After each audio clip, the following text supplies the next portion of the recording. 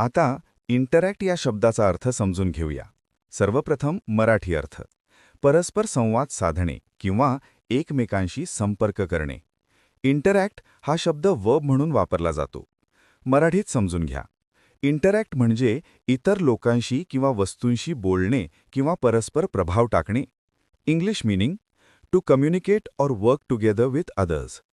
Easy one line definition: to talk, communicate और act with others. Synonyms: communicate, connect, engage. हे शब्द एकमेकांशी बोलणे, संपर्क ठेवणे किंवा सहभागी होणे दर्शवतात. Antonyms: ignore, avoid, disconnect. हे शब्द दुर्लक्ष करणे, टाळणे किंवा संपर्क तोडणे दर्शवतात. आता उदाहरणे पाहूया. Students interact with their teacher in class.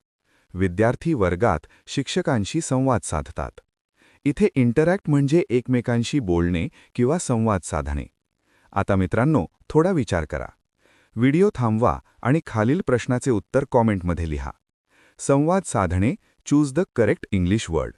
A. Ignore, B. Interact, C. Sleep, D. Run. तुम्हाला इंग्रजी मोफत आणि सोप्या पद्धतीने सुधारायचे आहे का?